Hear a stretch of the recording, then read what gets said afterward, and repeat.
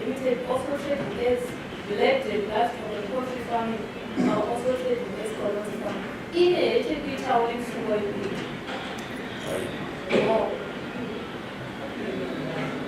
Is the second accused the director of the said entity?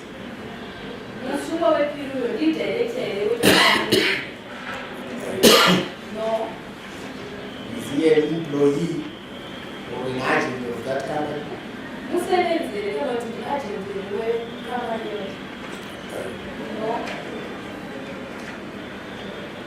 Is he at any given point in time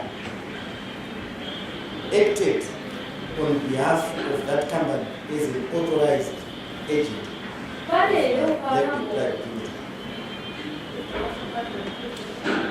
an agent of Black Pride.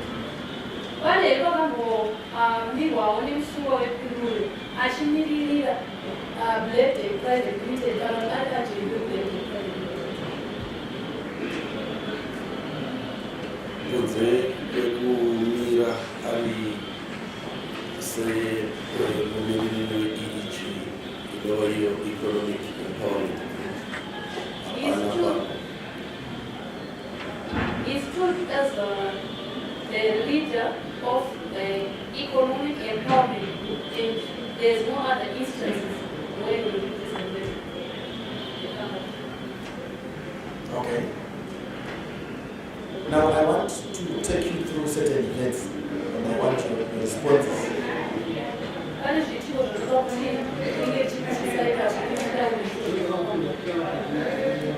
When this bid for the supply of goods came out, you confirmed that Black Private Limited participated in that bid.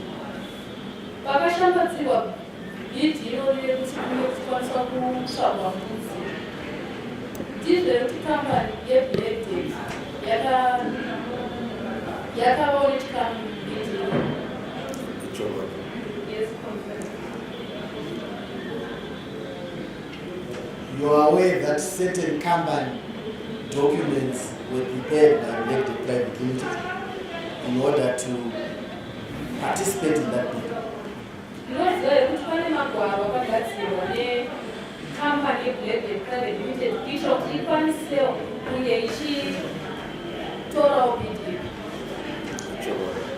Yes, that is correct. This is Exhibit 14, the documents that were prepared by Black Private Limited. If I remember, the company Black Private Limited is your Exhibit 14. That is correct. Now, did the accused, that is the second accused, play any role in the preparation of that bid according to your knowledge?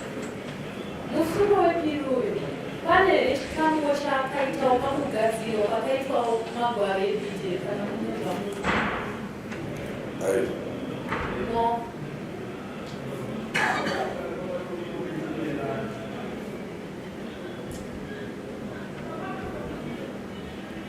Are you aware of a company called Militech Private Limited? Company was Militech Private Limited, Yes. Is it correct that it was one of the companies that also participated in the bid that was won by Black Private Limited? A company saw kunge achikwanisa kutsvagawo bid rakazowinwa one company Black Private Limited. That is correct. So if the accused says that I'm actually a director of Militech Private Limited and there's no way that I would have assisted Black Private Limited, my competitor, to bid, he would be correct. Saka msungoyo akauza kadai kuti iyewo ndidirector wecompany yeMilitech Private Limited. Saka paisawo nenzira yake kuti akatibatsira company yeBlack Private Limited iye wanga kuti mabhuku atikubiza akavatya watokalera.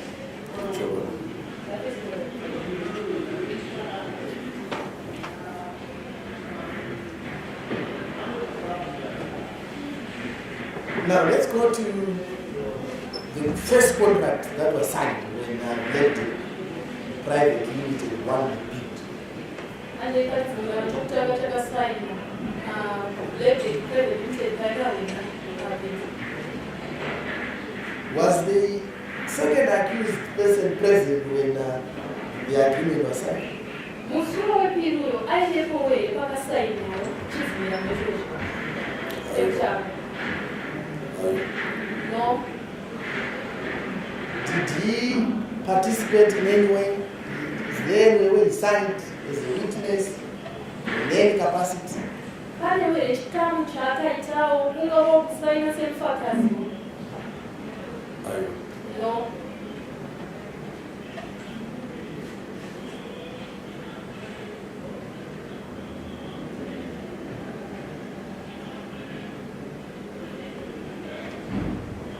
Now let's go to a contentious issue that the state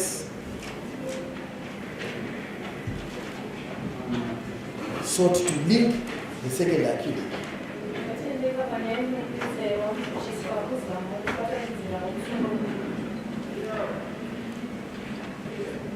You confirm that there was a meeting that was held in which minutes were produced in this honorable court. Zvizere kuti pane musangano wakaitwa zvacho zvakaitaurwa musangano imomo zvakanyorwa magwaro ari mundare.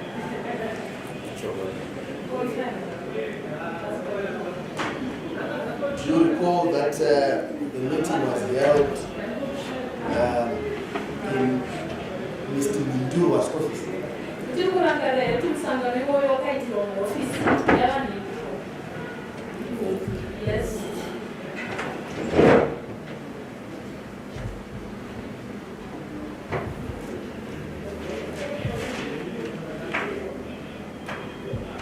You confirm that you yourself and the second accused attended the meeting?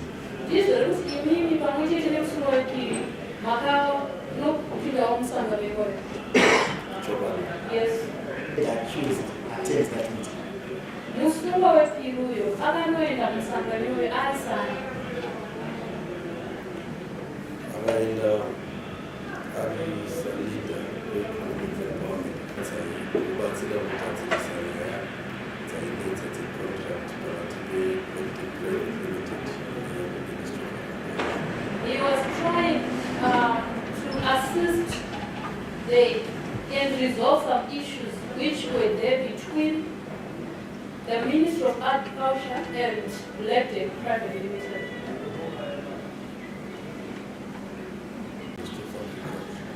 The issues pertain to our contract in which the Ministry of Agriculture was failing to fulfill its obligations.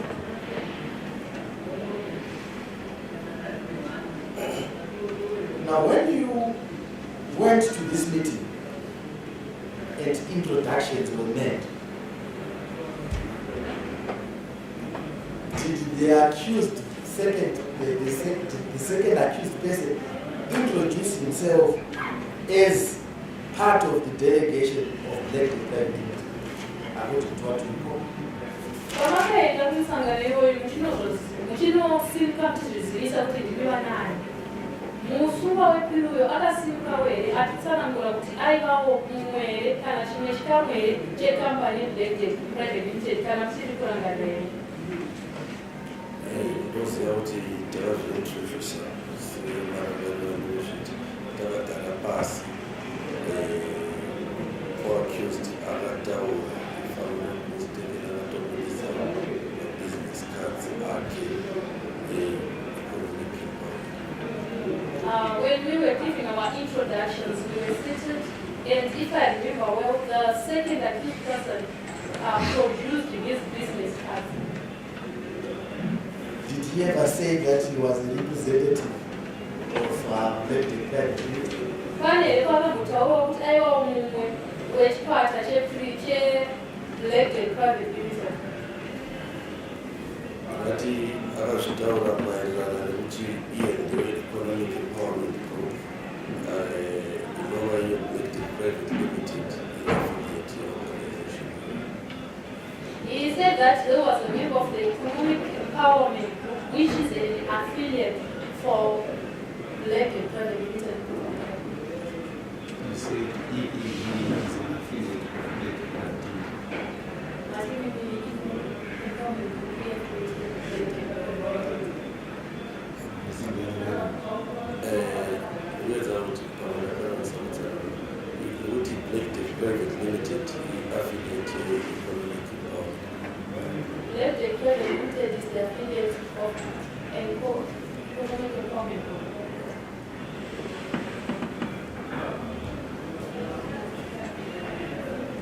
Now, my question is, did the second accused person in that meeting say that I'm attending this meeting and I'm representing Black Private Limited? Mubvunzo kwakuti musungo akataura here kuti iye mukati memsangano wenyu akataura here kuti akamiririra Black Private Limited. Or he said that he was from EEG Empowerment? Kana kuti akati ndewekuiichi Kana kuti arimumirira ndorganifa Black Private Limited asi akajekesa kuti iye anobva He did not say that he was representing Black Private Limited, but he made it clear that he was from the Economic Empowerment Group. Now we saw those minutes that were produced in this oral report. Besides him introducing himself, did the second accused participate or say anything in that meeting? Takaonaka zvakataurwa mukati memusangano iwoyo zvakaiswa mumudhara. Kusiya kwekungotaurawo kuti musungwa wepiri uyu aiva achibva kuchipata chipi, panewo zvimwewo zvakataura musangano iwoyo. Then introduce abana zvinhu zvakataura asi aiteverawo zvaitika. Besides introducing himself, there's nothing else that he said in the meeting, except that he was following everything which was happening in the meeting. The engagement in that meeting took place between yourself representing Black Private Limited and government officials who were representing the Ministry of Land. Now, the musangano yera pakati penyu vakamirira kambani yeBlack Private Limited nemakurukota vehurumende vakamirirawo ministry yeland. Yes.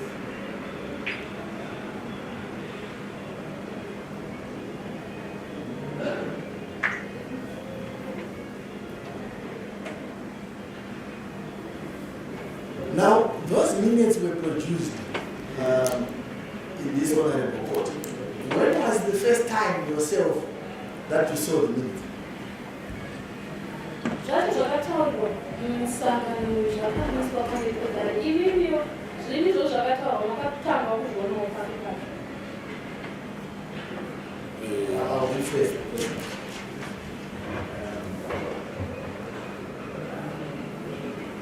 What I mean to say, witness, is that there's a document of the minutes that was used in this honorable court.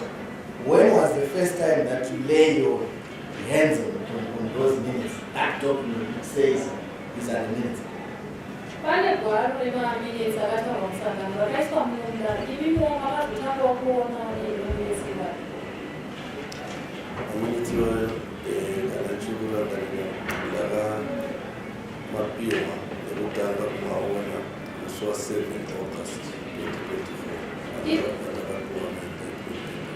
If I remember so well, I first read sight of the minutes on the 7th of August 2024 when we received our indictment papers.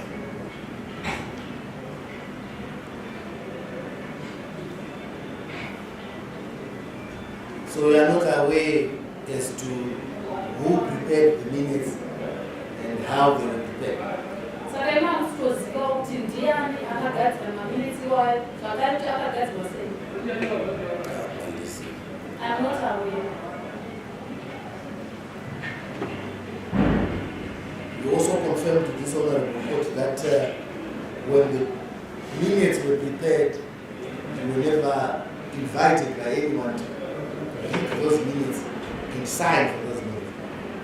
Ndizvo kuti maminitsi wayo paakagadzirwa munambobvirawo makadedzwa nemunhu kuti maminitsi ari kugadzirwa zvakare munambobvira makaona. Yes.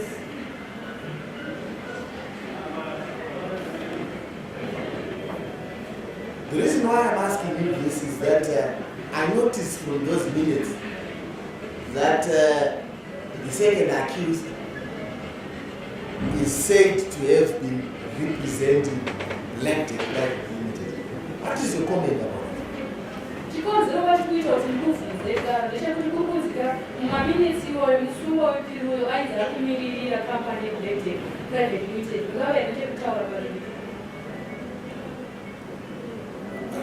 Ipapa ndizive kuti vakazvinyora sei sezvo vakatangira I do not know how the minutes were prepared. I only saw the minutes on that particular day. So if the accused person, that is your co-accused, the second accused, if he says that this aspect that I was representing elected private limited is captured in the minutes is not correct, would you dispute it? Saka kana musungo wepiri uyo akati icho chikamu chakanyorwa mumaminitsi wayo kuti iye pati zvakaimiririra akampani yeelected private limited manyepo ungatochina zvichivapikisa no.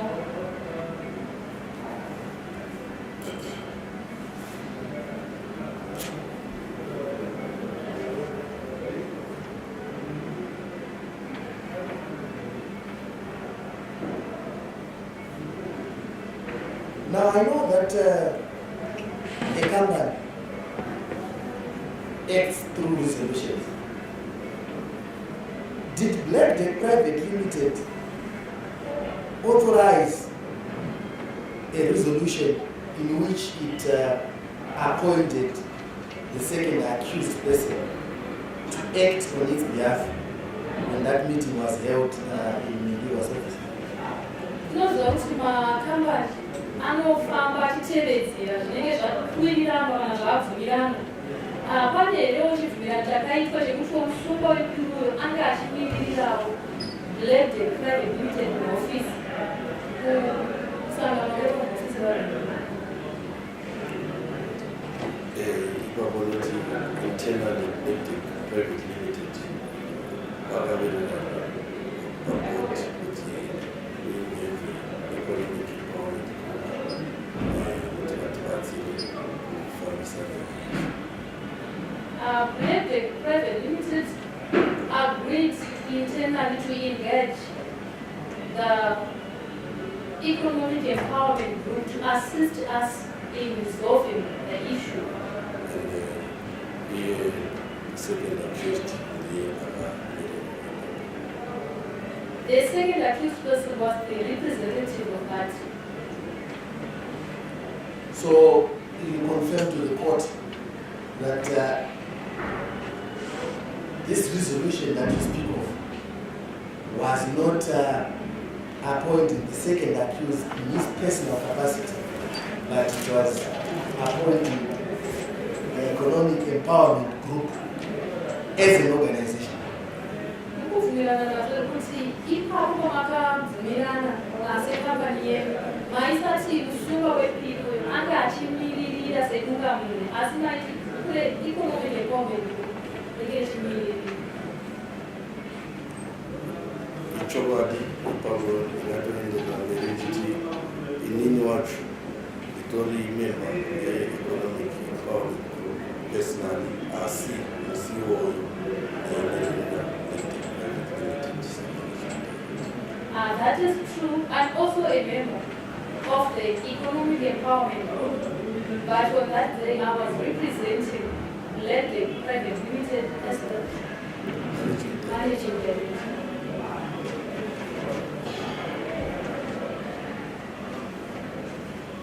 Now, just in brief, what does this economic empowerment do? What is it? What does it do? Don't belong in the response. Just try to summarize it as short,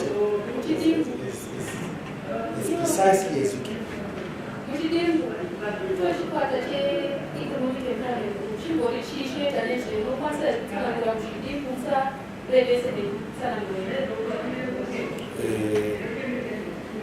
You know, it's a promoter young Black indigenous business entities, business models.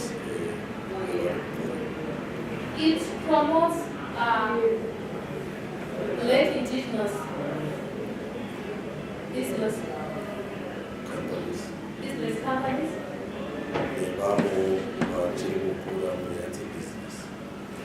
And other small entities in business.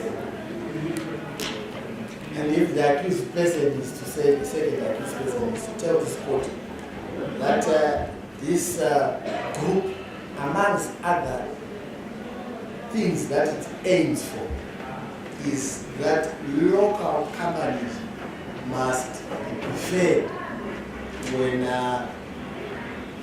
in the obtaining of various government bids. Would it be correct?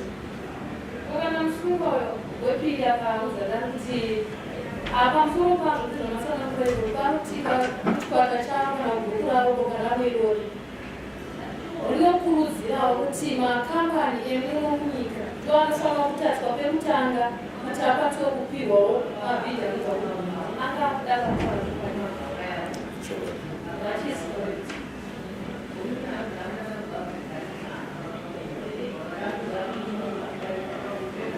Now, witness, how many times have you met Mundurwa yourself besides the minutes that we produce in this court?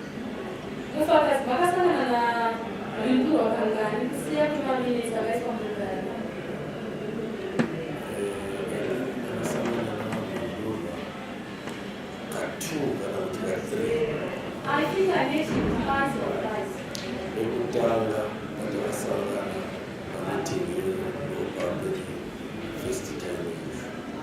I met him for the first time when we held the meeting. You mean the minuted meeting? Yes. When with the other two?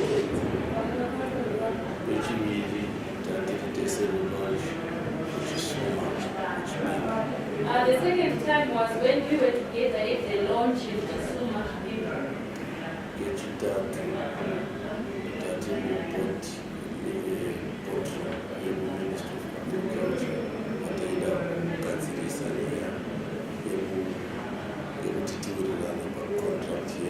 The third time was when we were in the boardroom at the Ministry of Agriculture, where we were trying to resolve issues pertaining our contract.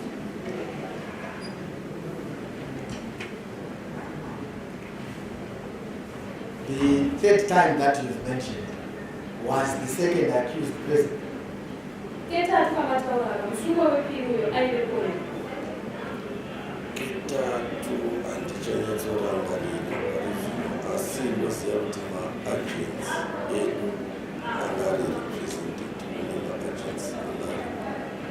I'm not so sure, but what I remember is that our agencies were also represented. What is the comment if the second accused says the only meeting I ever attended was the one that was minuted. I never then attended any other meeting at the Ministry of Agriculture.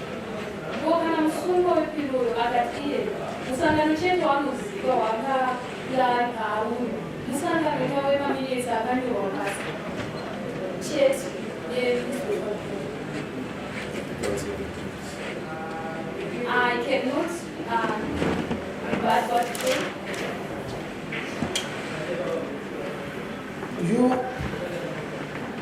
Do you know a gentleman by the name Chimombe? Ko murume anonzi tinashe Chimombe kunomuzwa here? Yes.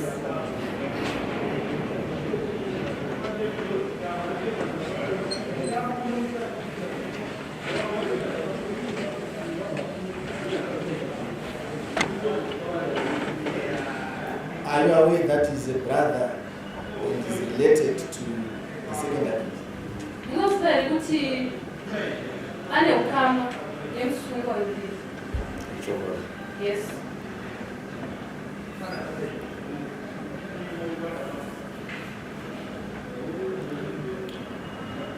And if one is to say that Tinashe Chimombe sits on the board of Black Day Private Limited in order to indirectly protect the interests of the second accused person, what would be your comment? Mumwe munhu akati iye anonzi Tinashe Chimombe anonofanawo pabhodhi kana pautungamiri hweBlack Day Private Limited atizama wokuvharivhirawo musungwa kana zviito zvemusungwa wepiri munhu yanenge ataura chokwadi.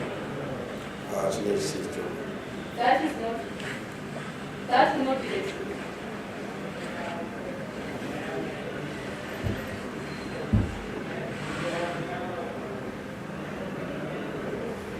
Now let's go to the launches of this scheme.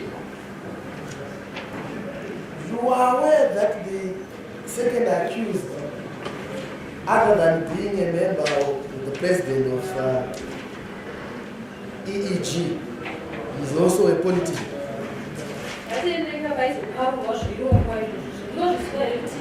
Musungwa wepiri pamusoro pekuva mutungamiri weEEG munhuwo zvakare ari kune zvematongerwo. Yes, that's it. You are aware that is a member of the ruling party, ZANU-PF. Munozviziva here kuti musungwa wepiri inheko yebato rekutonga reZANU-PF? I'm aware of that. You are also aware that the GOAT scheme was a presidential scheme. Munozviziva here kuti icho chirongwa chembudzi chaitori chirongwa chemukuru wenyika. Yes. And would you be telling the court the truth if you say that at these various launches that were carried out throughout Zimbabwe, generally members of the ruling party, ZANU-PF, would attend in their numbers in support of a program that was being led by not only the president of the country, but the president of that of ZANU-PF as a party?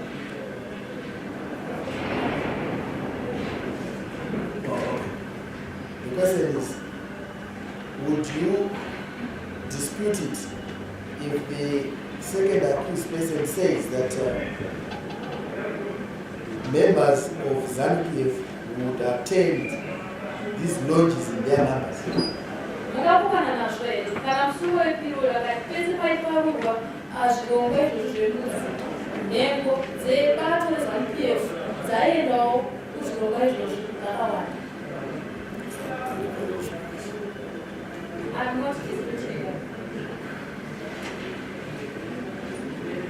You confirm to the court that these launches were open to the public, anyone could attend? Ndizvo here kuti zvirongwa izvozvi zvaingoendwawo nemunhu wese kuzhinji kwevanhu. Yes.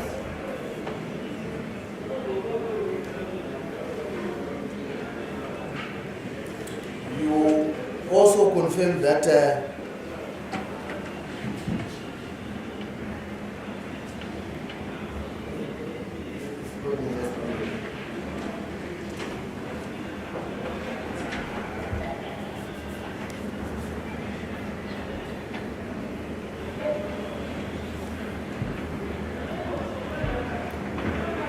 but I just diverted my attention at it, but yes, it can't wanted to communicate something.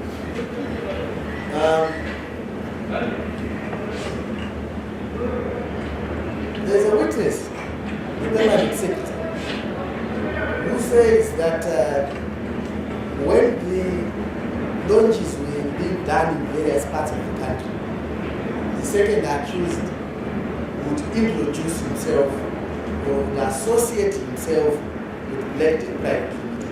What is your comment to it? Akamira Mundare, permanent secretary, achitika pese paitaurwa zvinongwa izvozvi musumo wepiruyo aimira wachizviratidza nekuzivisa kuvanhu seimwe nhengo yeBlackday Private Limited ingava ichikutaura pano.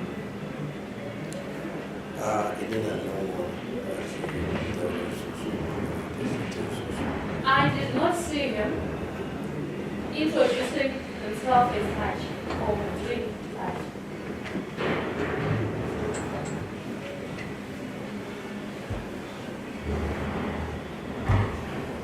Now,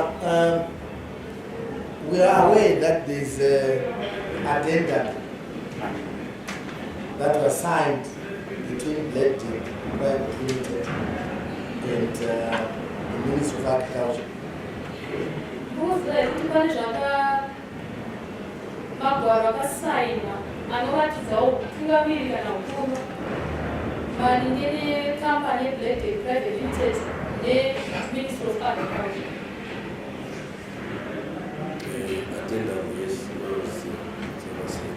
I'm aware that the addendum was signed.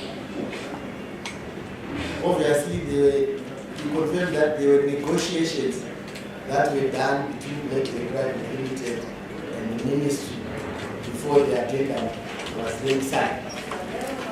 Zvizova kuti pane zvakatombotaurirana zvichiwirirana maringe nekambani yeBlackday Private Limited neMinistry of Agriculture gwaro iroro risati rasainwa. Did the second accused person participate in his personal capacity in any of those negotiations or meetings that were held leading to the signing of the addendum? Musumo wepiruyo pane pakamuzvimirirawo ari sedungamunhu paipa misangano yese iyoyo pachiitwa nhauraro dzese idzodzo kusvika gwaro iroro razosainwa. No. And you confirmed to the court that the addendum was also signed between Validity Private Limited and it was represented by yourself and international. Ndizvo kuti vakazosainwa gwaro iroro kambani yedu yanga yakamirirwa nenational. That is correct. The second accused, do you know where he was at that time? Musumo wepiruyo mukasipawe kuti ainge pinguva iyoyo.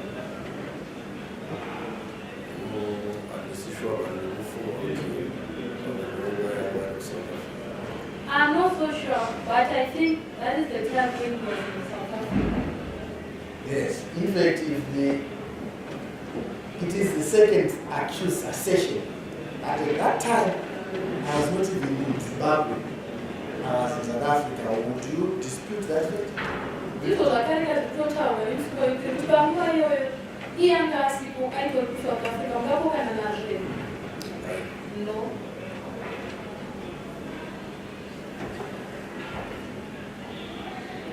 Now let's deal with the other issue. When your company, that is Validity Private Limited, signed the agreement with the Ministry of Agriculture, you confirmed that there was nothing that would stop Validity Private Limited from buying or from sourcing the goods from other third parties. Pakasainwa chibvumirano pakati pekambani neMinistry yeAgriculture. Ndizvo rekuti hapana pakataurwa kuti paisawa nemukana kuti mukwanise kutsvaga mbudzi kubvawo kune vamwe vanhu vakabatsirai. pasine chimira. It is. That is correct. In fact, on that point, do you agree with what Basera told this woman in court? That Validity Private Limited was a liberty to subcontract other parties? Pamusoro pazvingapokana nezvakataurwa navabhasira mundare vachiti kambani yeBlack Private Limited yaiva yakasununguka kubatana kana kupawo basa dzimwewo kambani. He was speaking the truth. How many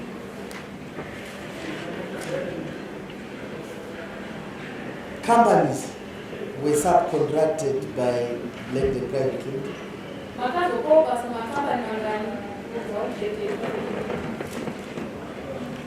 Company probably 3 and I did with the we can get 3 companies.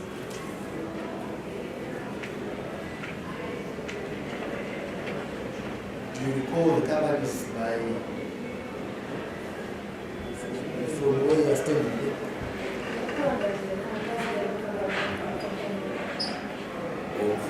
Yes. Yes, tell the court.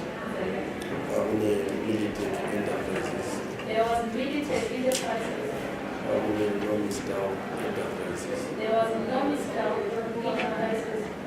The Cedar Petroleum Trading Cedar Family. There was Cedar Petroleum Trading as Cedar Fund.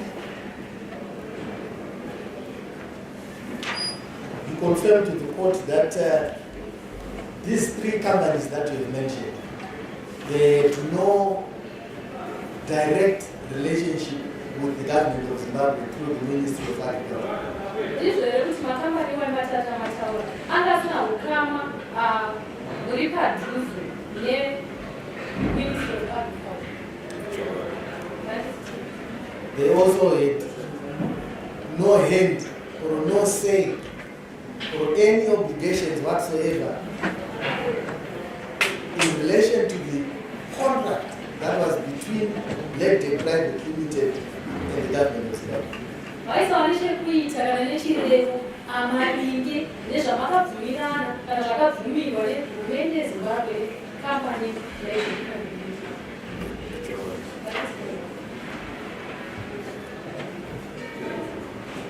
You confirm that Validity Private Limited entered into an agreement with Military Private Limited for the supply of goods. ndizvere kuti kambani Private Limited yakapinda muchibvumirano nekambani yeMilitary Private Enterprises kuti ikwanise kutora nguzi. You also confirmed to the court that certain payments were made by Validity Private Limited to Military Private Limited as a result of that contract. Ndizvere kuti pane mari dzakatobhadharwa nekambani yeBlack Private Limited ichibhadharwa kuMilitary Private Enterprises.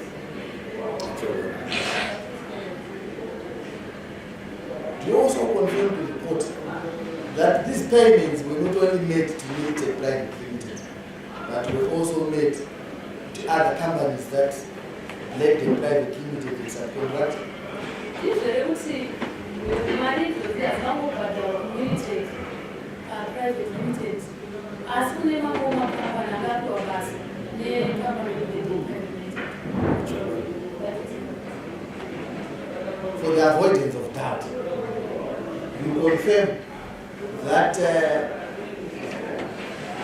Validity Private Limited never paid the second accused anything from the funds that were received from the government of Zimbabwe in his personal capacity. Kambani yeBlack Private Limited haina kumbobhadhara mari kubva pamari yakawana kubva kuhurumende yeZimbabwe ichibhadhara musungo wepiri ari sekukambani akazvimirira. That is correct.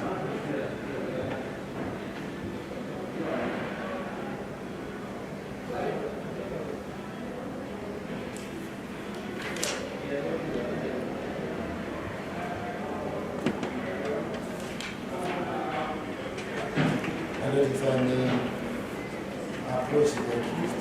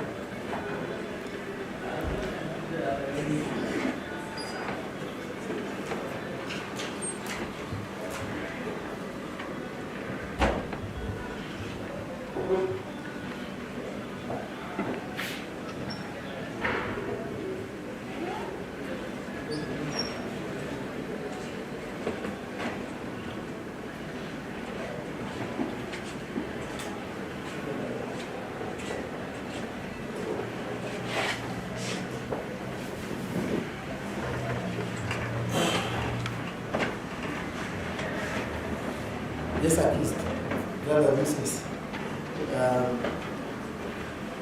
The state went all over the place regarding two documents, the Zimra tax clearance and the NASA certificate.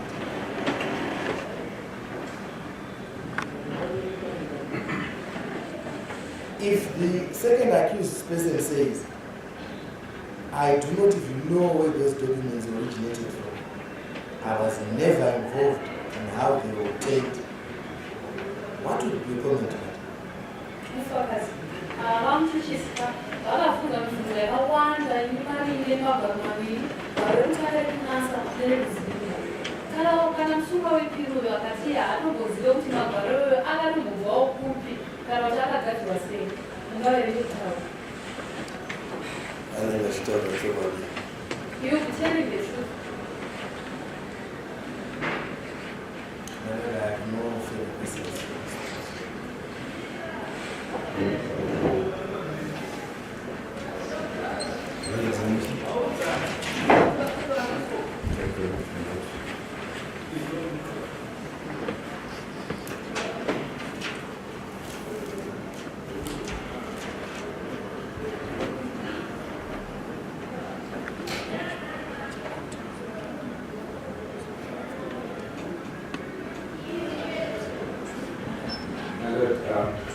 I was conferring with the state.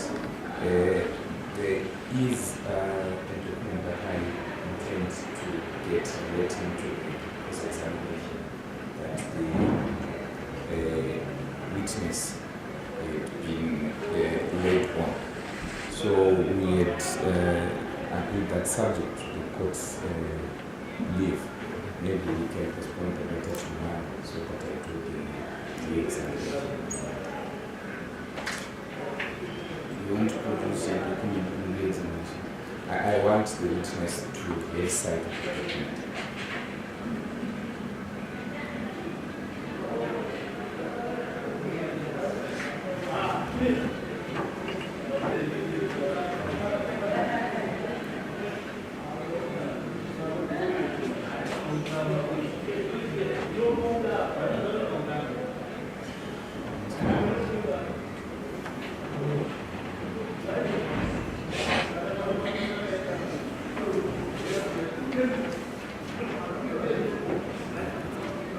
Steve?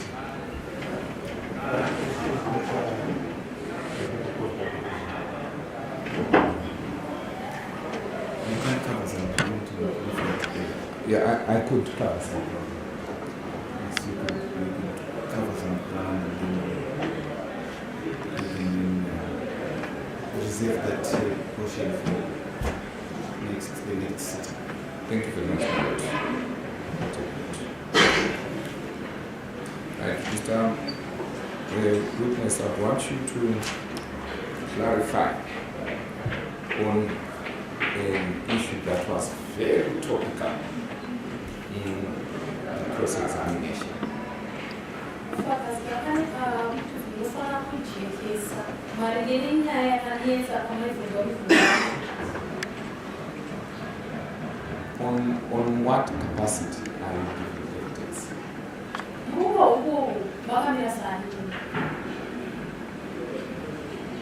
Lindaramira pano vakazvimirira samusi sechachi. I'm ascending in my personal capacity as a process of being charged by what I was charged by the court.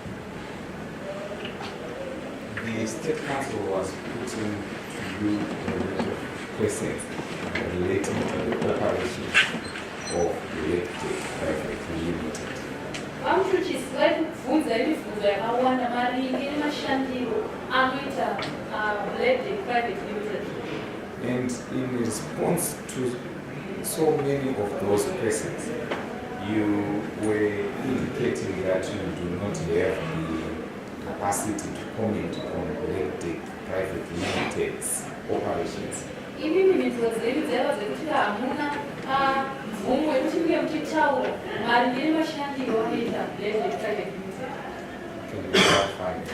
Mungakwanisa here pajekisi. Chokwadi inini ndakazvimirira pano as an individual and zvakaitaura maererano nezveElectric Private Limited ndaitaura sitting official position in Electric Private Limited. I'm testifying in my personal capacity, and what I was testifying about Validity Private Limited, I was testifying without the authority of Validity Private Limited. Asikuda nezvimwe zvezvinhu zvanenge ndichiziva kana kuti zvinhu zvacho zvanenge ndichifungidzira. I was testifying to things that I know and that I was assuming.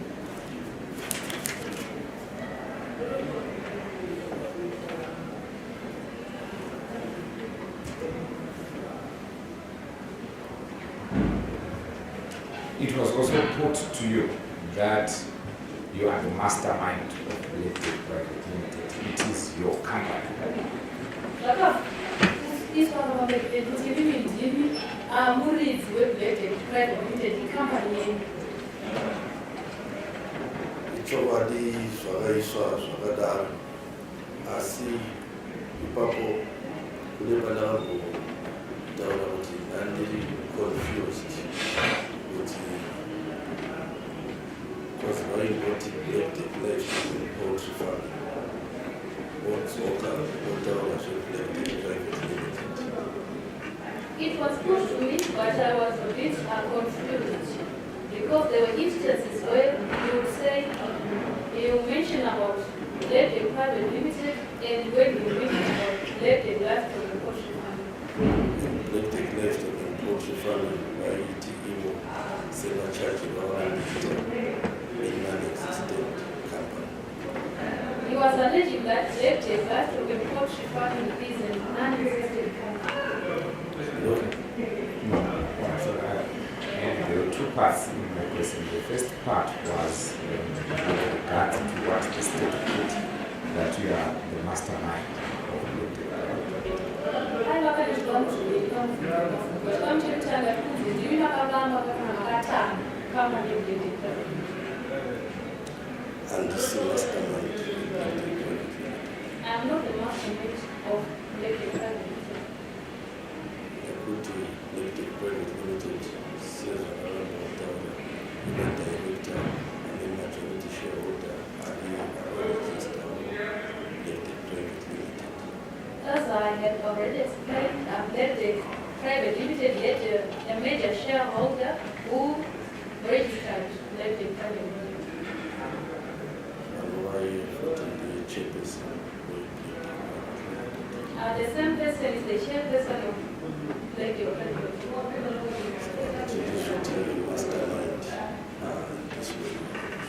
So for me to call myself the mastermind, I don't agree with it. Okay, can you also clarify how is the organogram of Validity Private Limited? Who is the most power?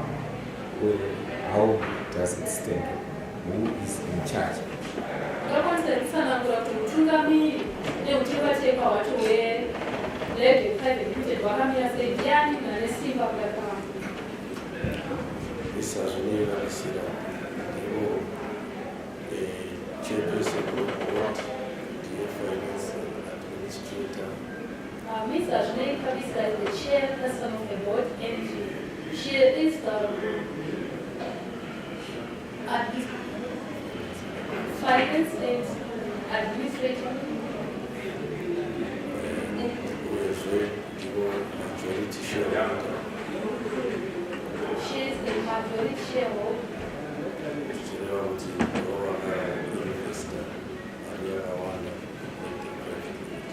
Meaning to say that she is the one who invested a larger sum of money in the private limited.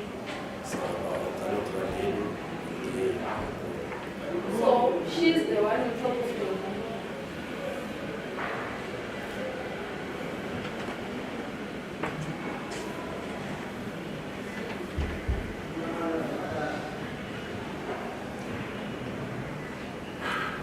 Yes, and then other, what in relation to you?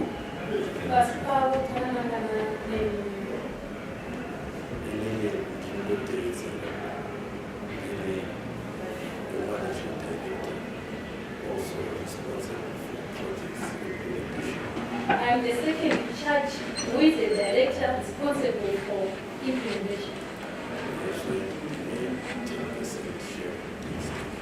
And I also hold share. I also hold 10% share.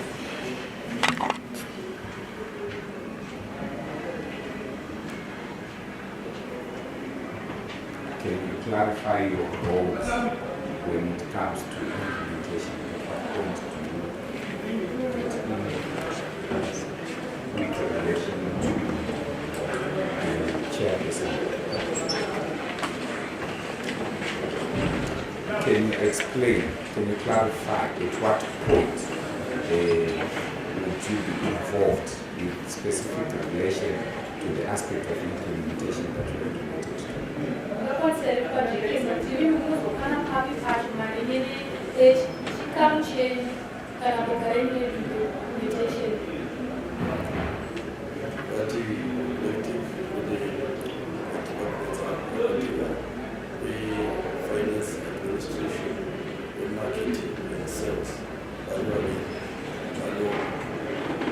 We have several departments that are private limited. We have a department of finance and administration, as well as marketing and sales.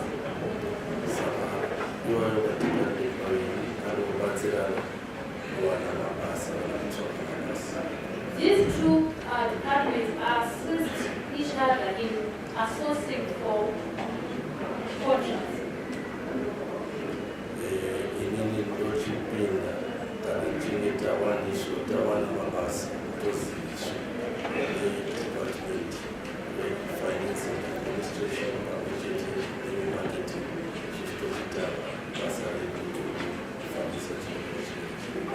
I'll get in after we manage to secure our contracts, and then the two departments, the Department of Finance and Administration and the Department for Marketing and Sales, will notify me and then start with our implementation.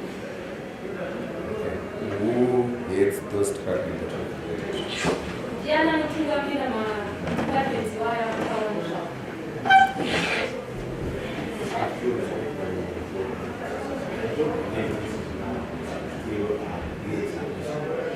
just the way how the now flow, the amounts to reducing it. Those specifics and so forth are now being solved. These are the issues that should be addressed during the chief. And of course, examination, I do not talk about the finance directors who are responsible. Now, if the way how flow, how the detail, how the structure of the company, who does what, and so forth. This is to be clarification. It becomes evidence in chief.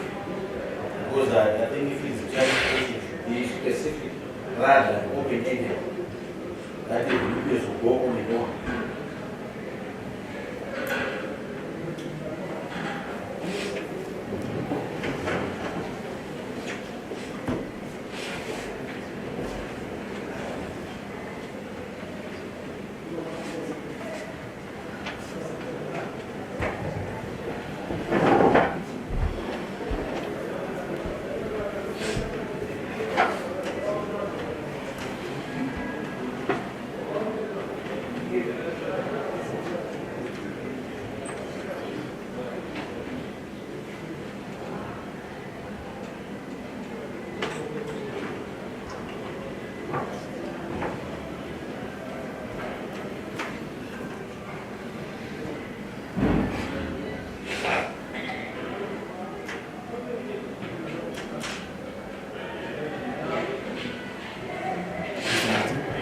Yes, my lord. In cross-examination, my learned colleague went at length as far as alleging that the witness is the mastermind. It is his company, he's the one who does everything. The witness also testified or attempted to testify on the aspect that he does not head other departments, that these things are done by other departments, and their heads. He already indicated those things, but he was not being given an opportunity to clarify. The purpose of re-examination, my lord, is to seek the witness to answer to those issues where he was being blocked or where he was not being given an opportunity to comment and explain. My learned colleague is allowed in cross-examination to limit the questions, to limit even to say just answer yes or no. But then in a re-examination, this is where the witness has all his latitude to then clarify and explain. It is not fresh evidence that the witness is talking about, that there are other departments and that they are heads of those departments, and that arose in cross-examination. So I submit, my lord, that I am entitled to give room and latitude to the witness to explain the structure of the company. He was being limited to explain that structure and how it operates, because that was the key of his defense in response to all those questions that related to what transpired when, who was in charge of what, and whether or not he is the best of it. Those would be my submissions.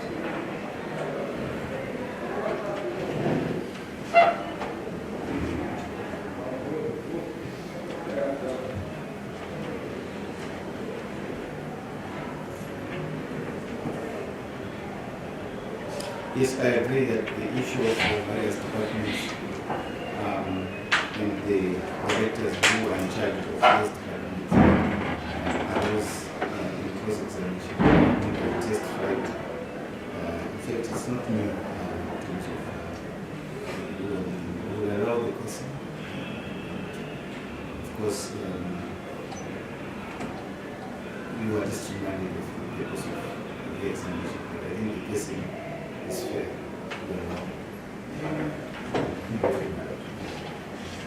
Yes, can you clarify?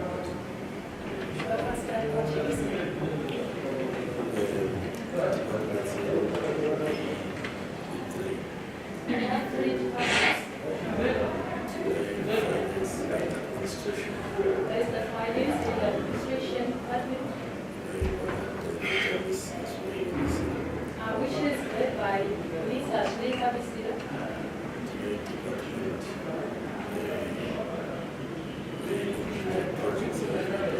We have the projects and recommendation department,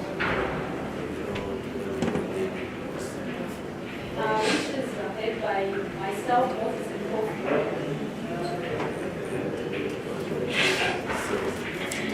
We then have the sales and marketing department,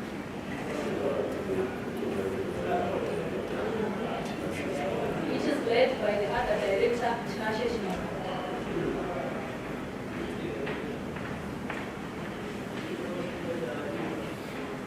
Right. the state also put it to you that you are the mastermind and you are prominent in this whole transaction. And the state also put to you that letters were addressed to you.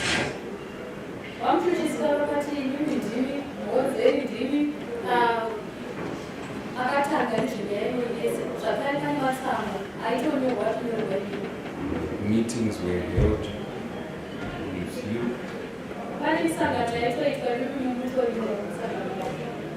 You were also present in the launches. So the state alleged that you are everywhere, you are the mastermind.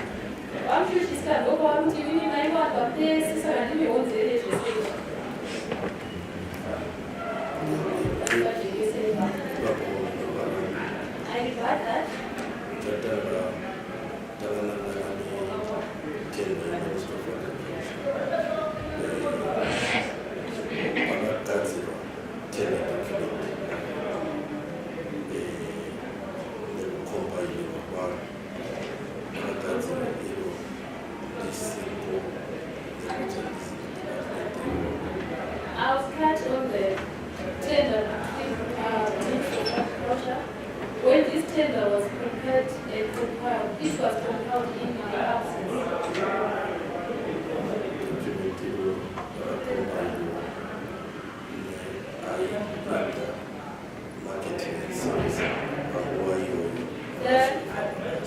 The document was compiled by the person who was heading the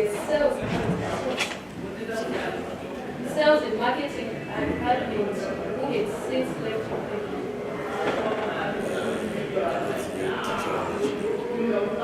What teacher was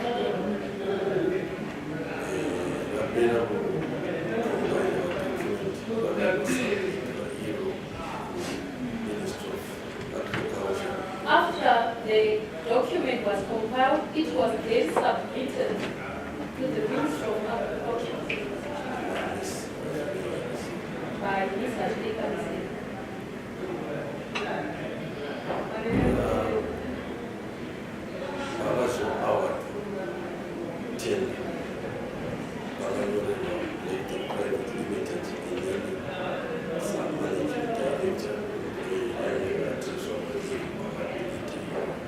When the tender was awarded to let the private limited, the Ministry of Agriculture addressed the letter to me because I was the managing director.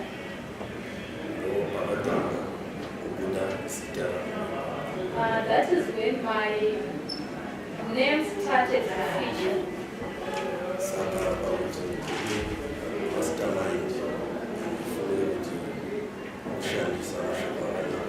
So for one to call me mastermind, I don't think that should be a problem.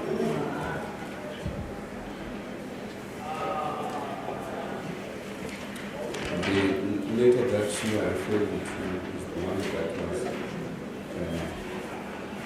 submitted.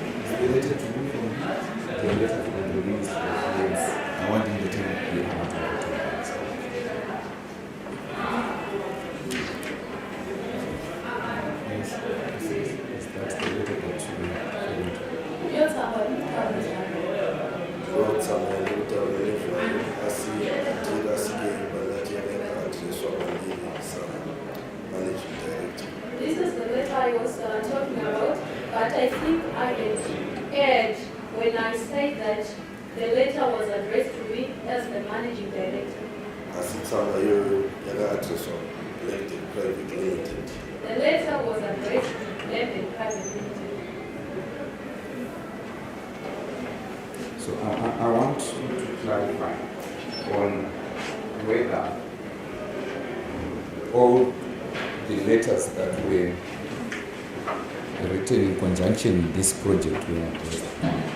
Saka kuda kuti kumajekese kuti matsamba ese ainyorwa pamunhu, matsamba ese ainyorwa takanangana nechirongwa ichochi ainyorwa pamunhu.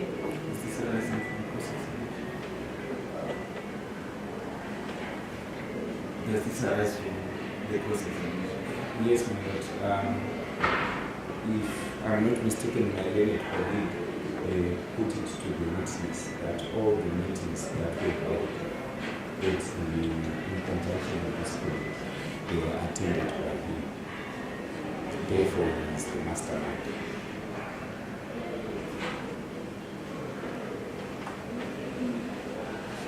I think he has already answered that question. Where the state proved to you that he was the mastermind. Then he explained how the bidding process, the bidding stage up to the award. But I don't think the name arises. I don't know what the state was examining because perhaps even implying that all correspondence is inclusive to you. Unless you want to do that.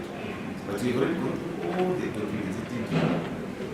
I think you did go through all the exhibits, the exhaustive. Yes, my lord. I just wanted the witness to clarify whether or not, from the state's perspective, the way I had understood it. Was any letter addressed to you? I believe the state had asked, one of its last questions was, most of the letters were addressed, and so the question was, letters were written and addressed to you because you are the mastermind and prominent. That is how I Probably, if that question was put, I probably didn't pick it, but it is not going there. It is not definitely going there. I don't remember that question because I think I will correct the mistake. We all know that letters were addressed to certain officials. Yes, the witness had then indicated If that was put to you, which I don't know, if that was put to you, then you don't need to worry about it because it's not factual.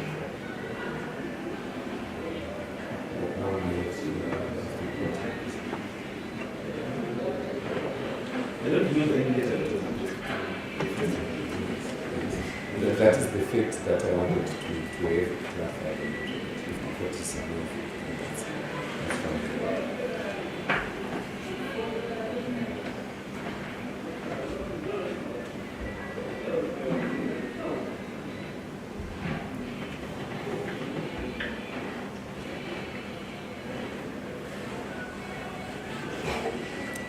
And then about the meetings, can you clarify whether you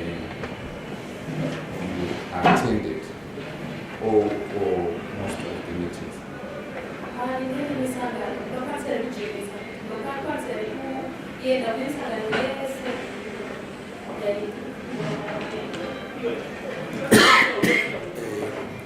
Individual meetings,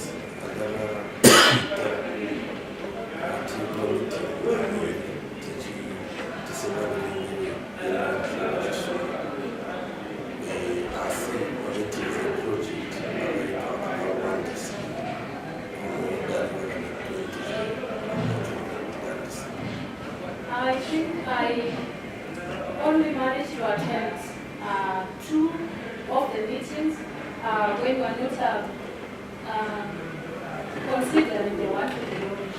But I think there were more than 20 meetings which were held, of which I was not present.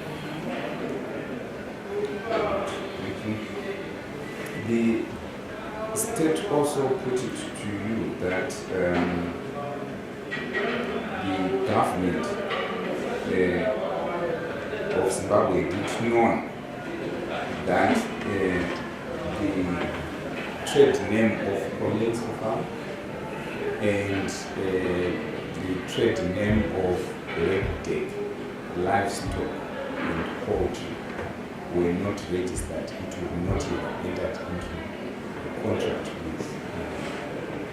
with the private limited. And you responded that the government of Zimbabwe knew what it was doing that they want to support.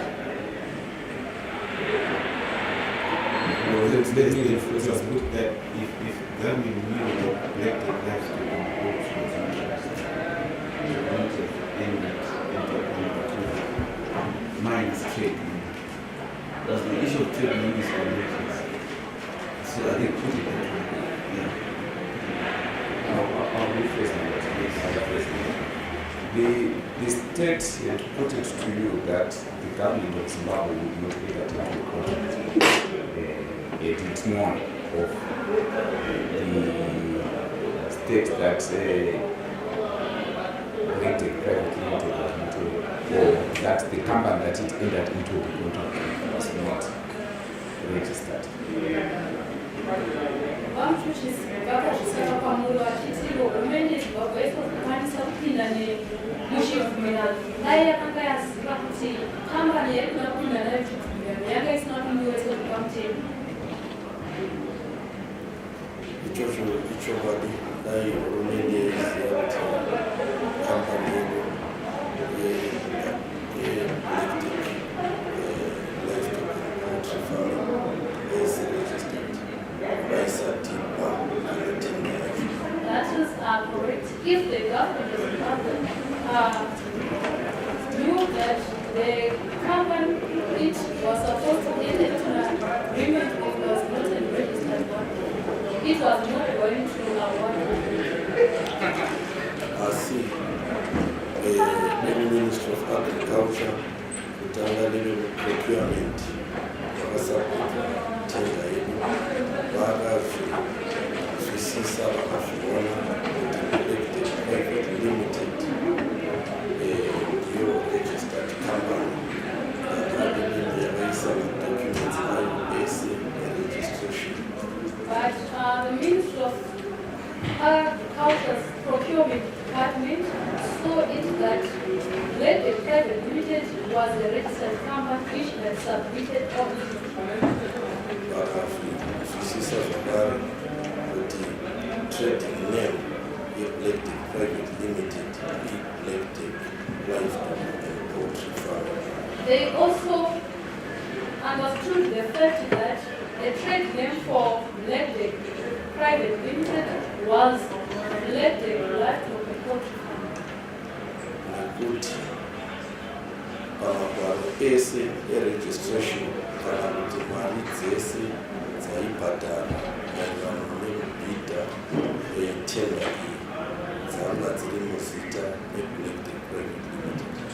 All the subscriptions and payments which were done in pursuit of the tender were done through the name elected private limited.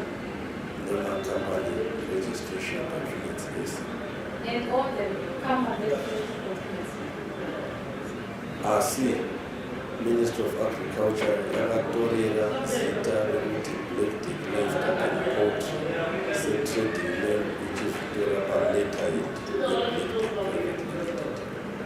The Ministry of Agriculture took the name elected livestock and poultry farming from the letterhead nepacompany profile. and from the company. Hapana pamwe panoratidza kuti company yakapita haina kurejistwa kana kuti elected livestock and poultry farming yakamira dega. There is no other document which shows that the company which applied for the bid was not a registered one and that elected livestock and poultry farming was an independent unit. You indicated that you were confused. What is explanation? What is confusing? Pane kakataura nimi pamebvunza mibvunzo navamuchuchisi kuti makuvhiringidze ndepari pacho paimaivhiringidza. State yakandivhiringidza nekuti nanhasi haisi kunyatsoziva kuti pairi kumira napo ndepapi pamusana pekuti chaji yangu iri kunhu ndakashandisa non-existent company inonzi iyo elected livestock and poultry farming. The state confused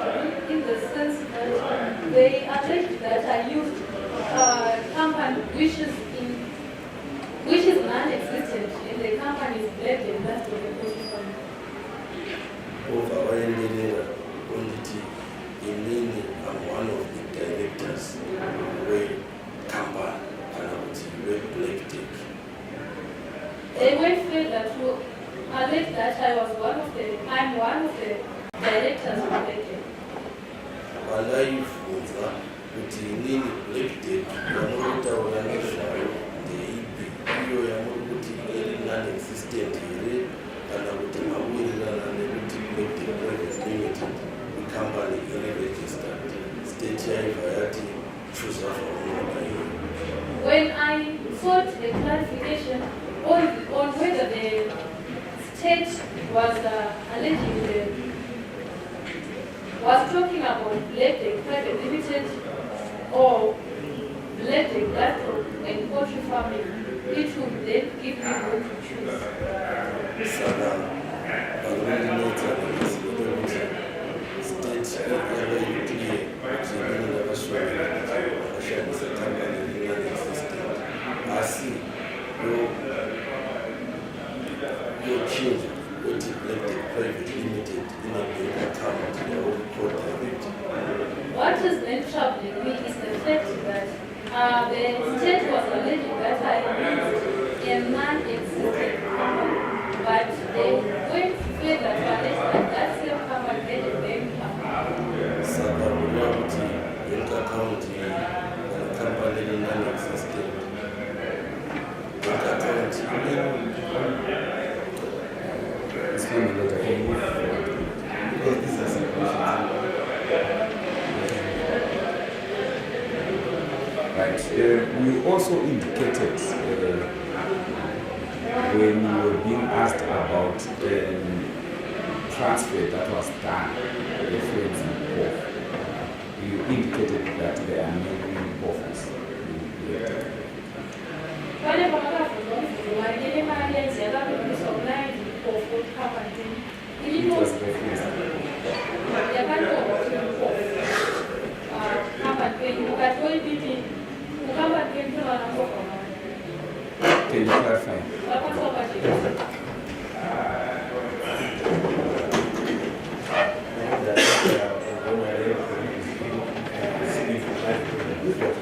We all know which Mpofus are there. Supposedly Mpofu, the other Mpofu, they are all active. So it's not necessary for the media to give the same information before the court. That was placed before the court. We all know the court is aware of how many Mpofus are in.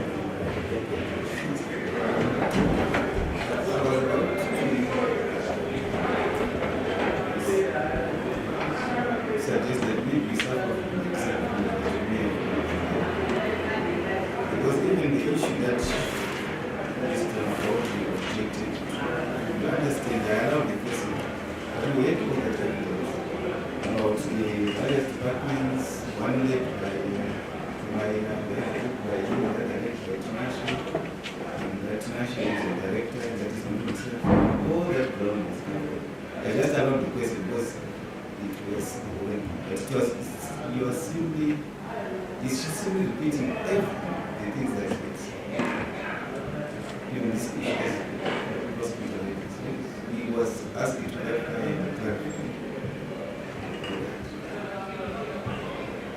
So in other words, it's not really a gray area anymore, because the whole idea of re-examination is to straighten things. But he's straightening all that happens before. That's why he said I'm not writing it. Yes, my lord. They want to danger sometimes you assume that it has been clarified by the states. And fine. Maybe that's the disadvantage of the approach that we took. Some sessions all these issues were canvassed. I will move on a lot. So objections are still. The issue of signing instructions, yes, I assume that you clarified it, but can you just clarify who made the transactions when money had been deposited or transferred?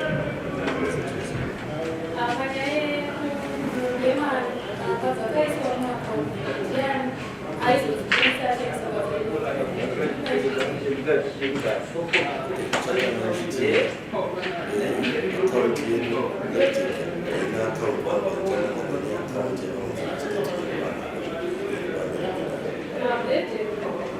not have a single account, but I'll start to explain pertaining the account which has existed.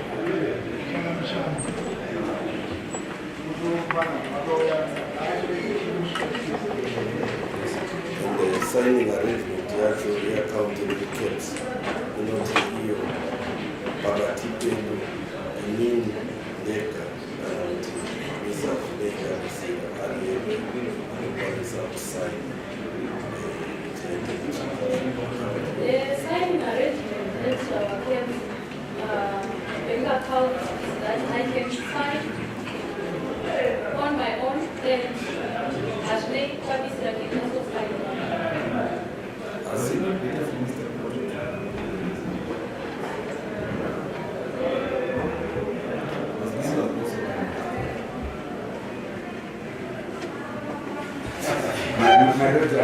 I know you think you know you may be the council of choice to me, but the council who listen to this information, I'm so sure, 100% sure, that if Mr. Puku was putting the person in the meeting, that's the person. Because that was clarified by him, wasn't he? He spoke about it.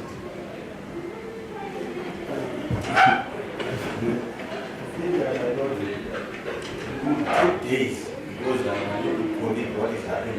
He's emphasizing. He wants to just go through the evidence again to emphasize, not to clarify.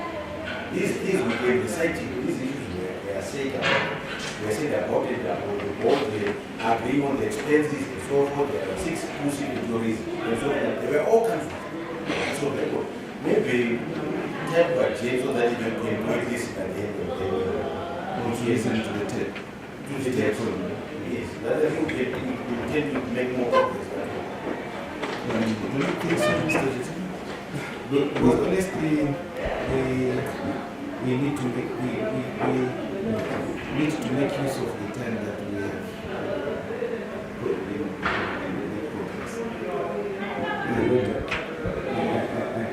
I do take note of the court's concern.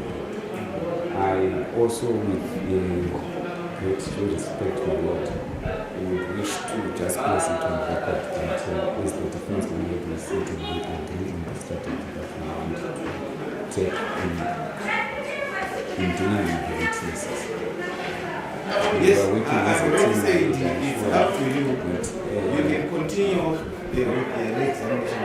That is your client's choice. But don't hold us to us.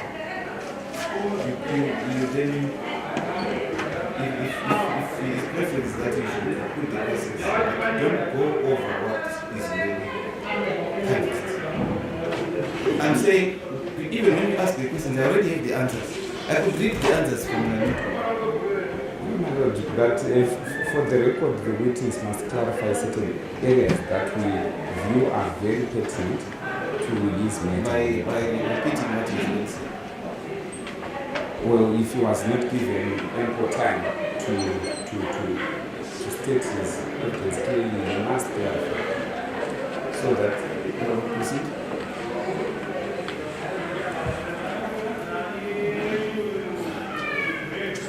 The state also put it to you that you were seeing monies being, you had indicated that you were seeing monies being paid in respect of the tax obligations to the consultant.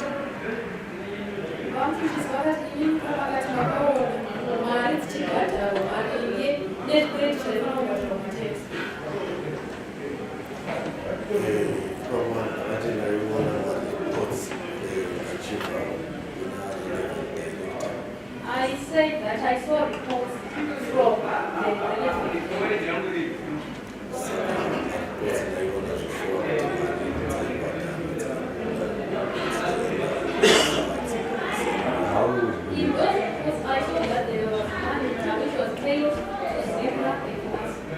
How did the reports be like attached with proof of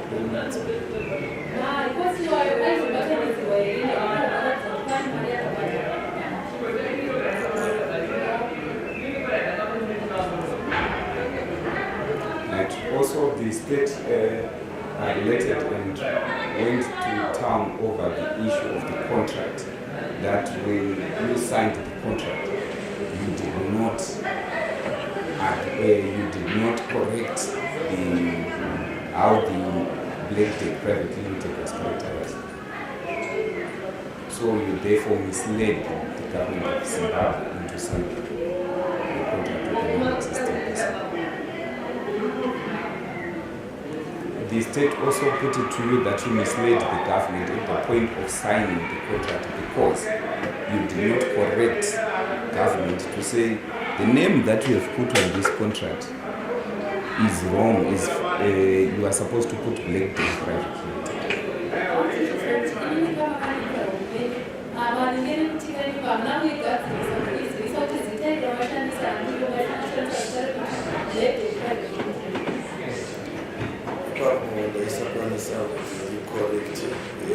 government. One unity, Sita, Rakashanis of deflected life to be important for really more attend submission. I could not correct the government because the name which was used is also there in our tender. That is the name that we know.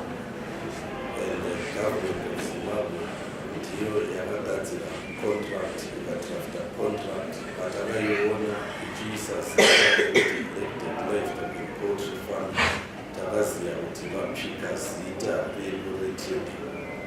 It was the government of Zimbabwe which prepared the contract, and when they wrote the name Black Laptop and Poultry Farm, we believe that they included our name. What role did you play in the drafting of the contract? Even if she comes to our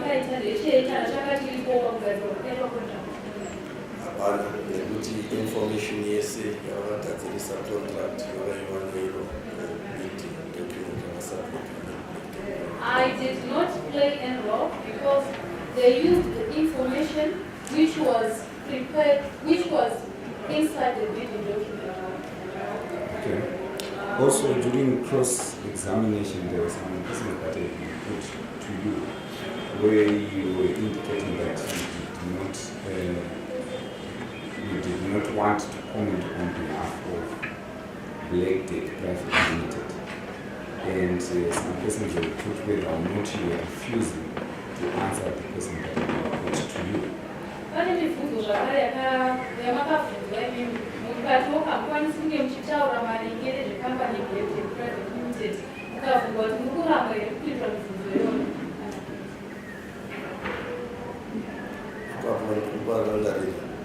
remember that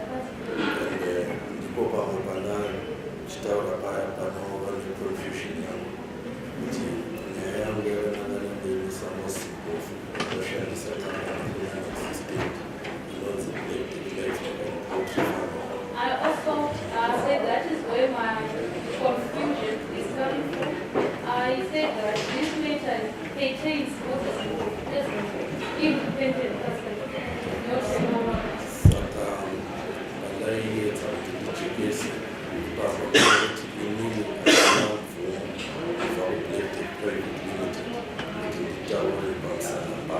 I was trying to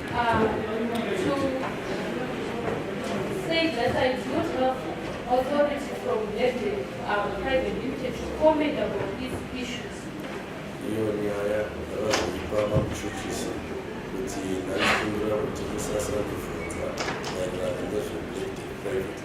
I then pleaded with the state not to continue questioning me about issues which pertains like the private limited. Kuona kwangu kuti vakaramba vachienderera mberi vachibvunza vakatsanangura inini kuti ndichapindura asi handina mvumo ndinopindura zvandinokwanisa kufungidzira kuti I saw that the state was very adamant. I then said that I was going to answer the question, but I did not have the authority from the private limited to answer. Okay. Comment on these issues. Okay, Mr. Chitemune, then pause for the lunch break. perhaps adjourn the proceedings. Because maybe we want to postpone this individual. So we can adjourn at this stage. Let us agree on the dates for continuation.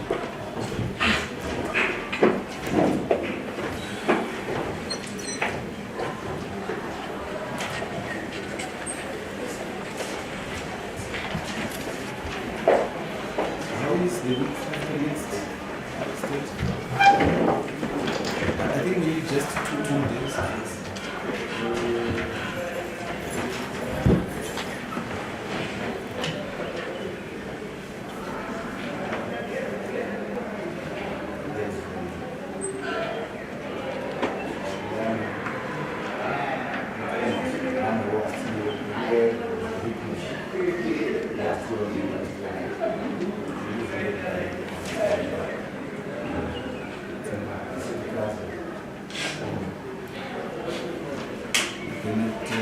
Borrow 2 days from that week. And the week will be gone.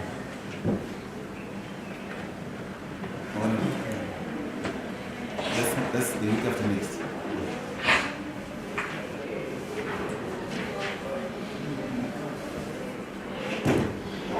And the week after?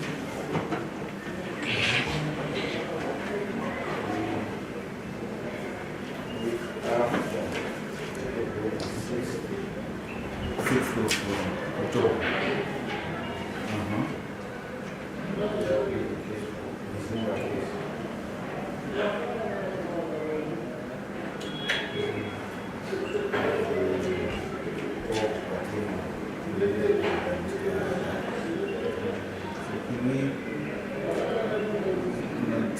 Can we not push that?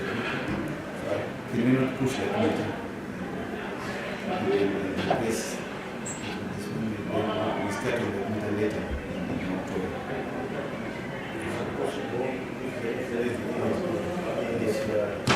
Can you look for 2 days during the week?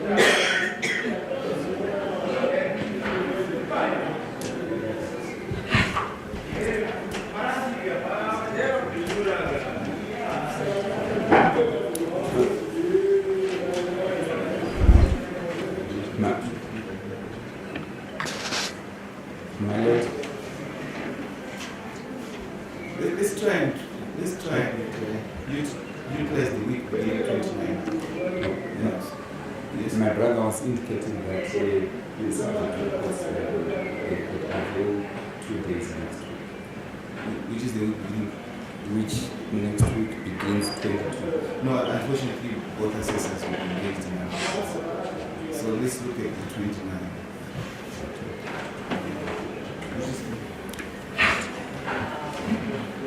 During that week, the 29th, we could utilize the 29th itself and don't take it idea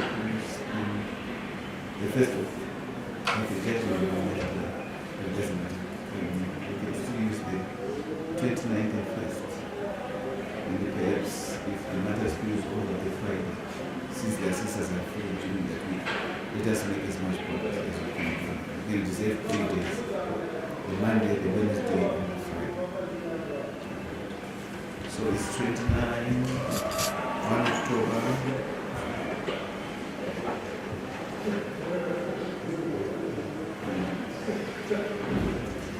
3 October. But let us try and do the matter in 2 days as much as possible. How many witnesses? How many more witnesses are you trying to put? My lord, we're not recording. Yes. So it was When you finish your examination. yes, I was now just left with about 2 questions and the document. So I was done with the examination. That is okay. So 2 days should suffice.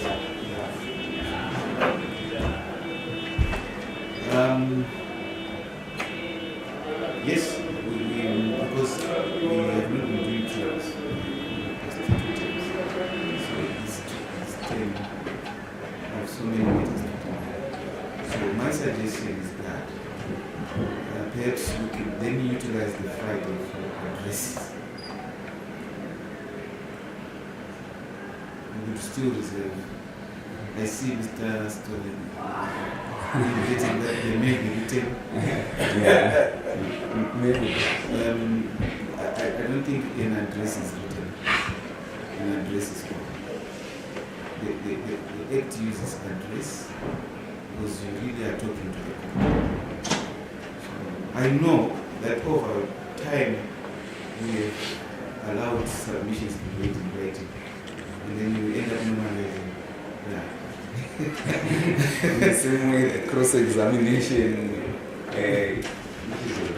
Yeah, you know, well, cross-examination to me was just like walking. When I stand up to walk from here, I don't even know which leg I put first, but I walk. So that's why I said naturally, what I'm used to say the state begins. I have not thought about it, but when I was asked to roll on it up, I was caught off guard.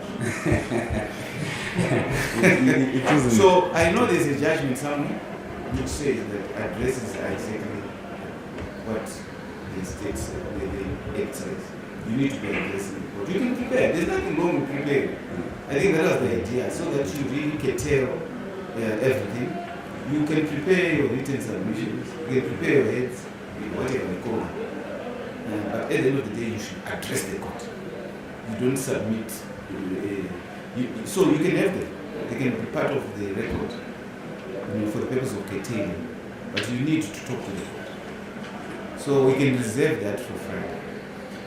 I don't know why you can't start writing now. There's no reason why you can't start writing now. And then, for example, when you close the case, you can start. You can always make few changes when the trial is over.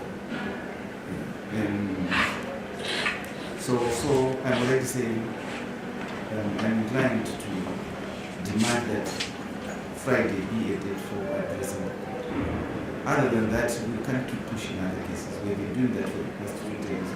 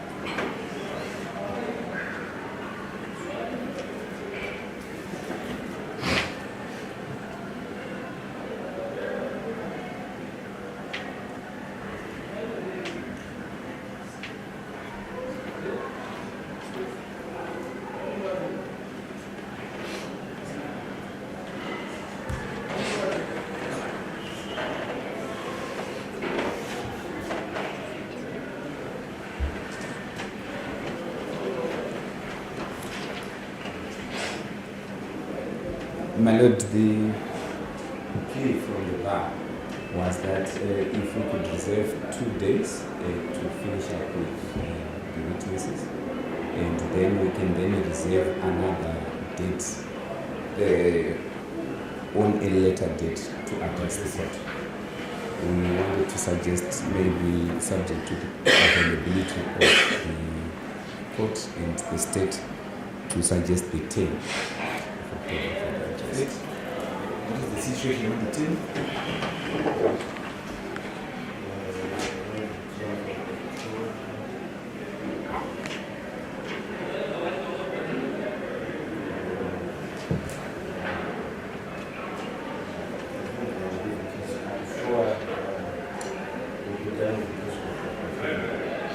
So we can reserve the 10th.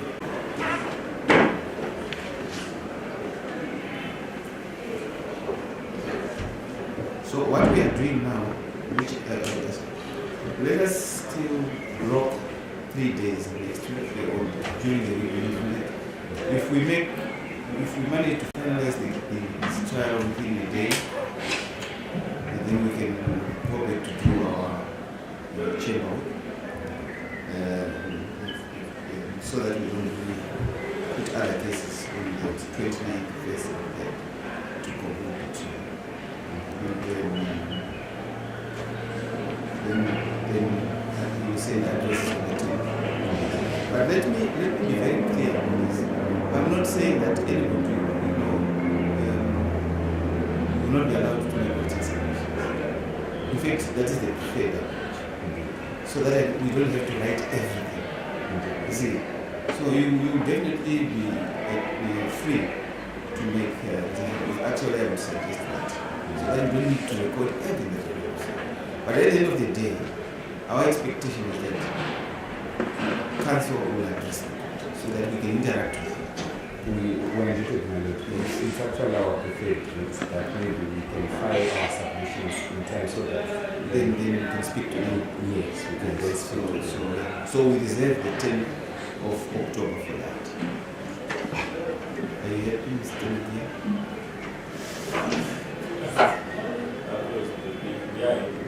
With that arrangement?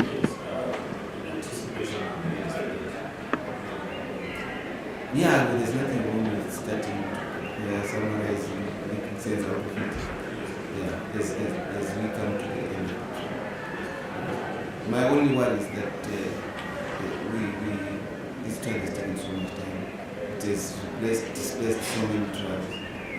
And we just want to make sure that we make as much progress as we can in limited time slots that we need. Yes, so I think that's it. We have reserved the 29th, the 1st, the 3rd, and the 10th.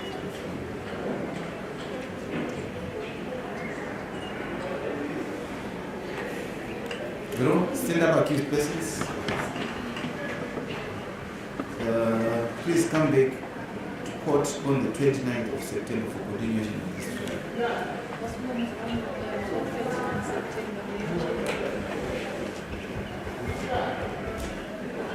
Any other business?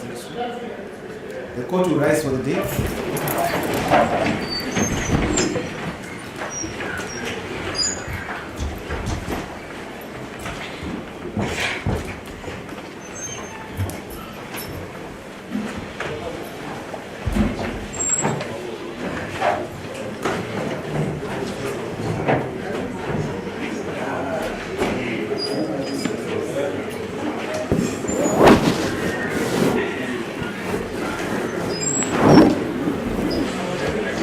Não,